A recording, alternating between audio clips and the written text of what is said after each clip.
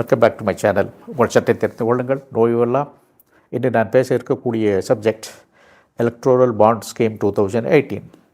மறைந்த மத்திய நிதி அமைச்சர் திரு அருண் ஜேட்லி அவர்கள் 2017-18க்கான இந்த ஃபைனான்ஸ் ஆக்டை பிரசன்ட் பார்லிமெண்டில் செய்த பொழுது எலக்ட்ரோல் பாண்ட் ஸ்கீம் என்பதை இன்ட்ரோடியூஸ் செய்தார்.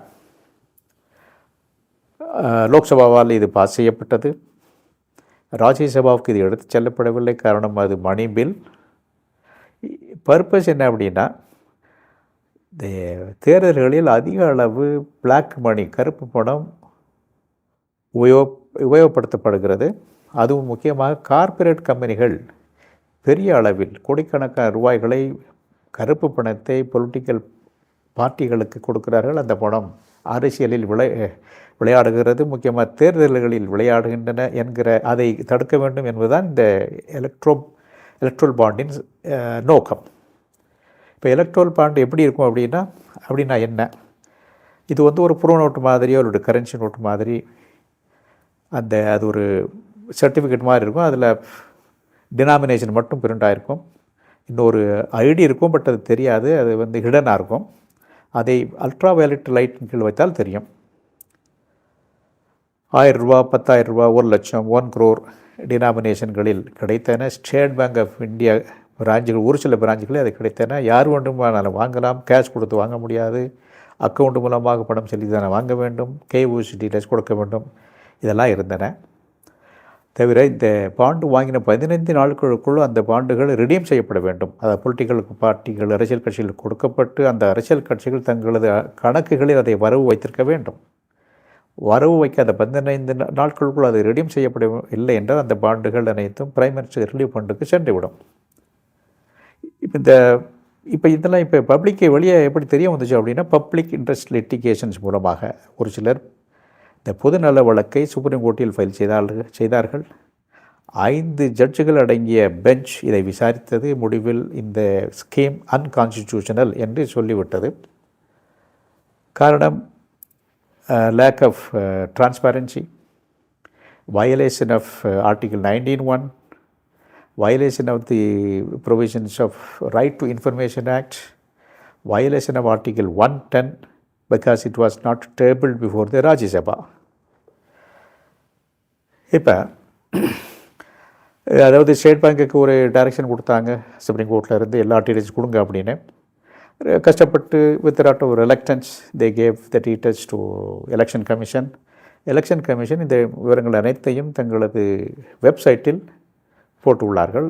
இதன் மூலமாகத்தான் பொதுமக்களுக்கு இப்பொழுது எந்த கட்சிக்கு எவ்வளவு பணம் எலக்ட்ரோல் பாண்ட் மூலமாக யாரிடமிருந்து வந்துள்ளது என்கிற விஷயங்கள் அனைத்தும் தெரிய வந்துள்ளன.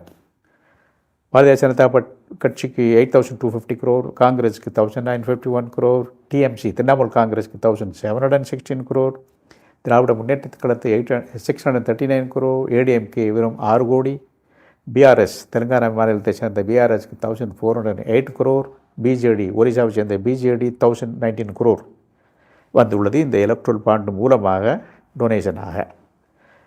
தமிழ்நாட்டை சேர்ந்த மார்ட்டின், அதாவது lottery king Martin has donated more than 1,300 crore. He has majorly donated to DMK.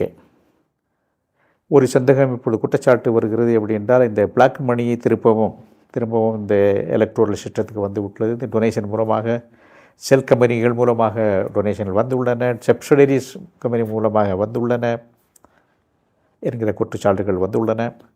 இப்போ இதுக்கு அதாவது ஒரிஜினலாக இந்த பாண்டு வந்தது காரணம் பிளாக் மணி அவாய்ட் பண்ணணுங்கிறதுக்காக தான், கற்பனுங்கிறது தான். But that purpose has been defeated என்பது ஒரு குற்றச்சாட்டு.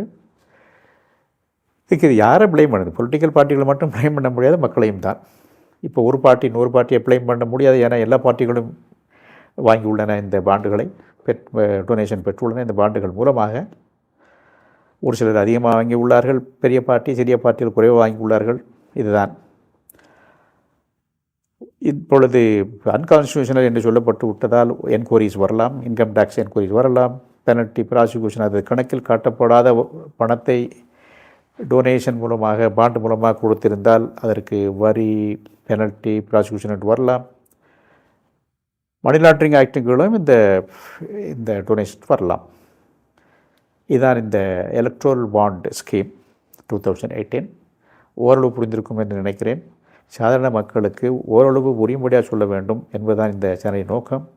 ரொம்பவும் டெக்னிக்கலாக நான் பேசவில்லை. எஜுகேஷன் தான் பர்பஸ். ஒரு சில ஒமிஷன் அண்ட் கமிஷன் இருக்கலாம். பிடித்திருந்தால் லைக் கொடுங்கள், ஷேர் பண்ணுங்கள், சப்ஸ்கிரைப் பண்ணுங்கள். நன்றி, வணக்கம்.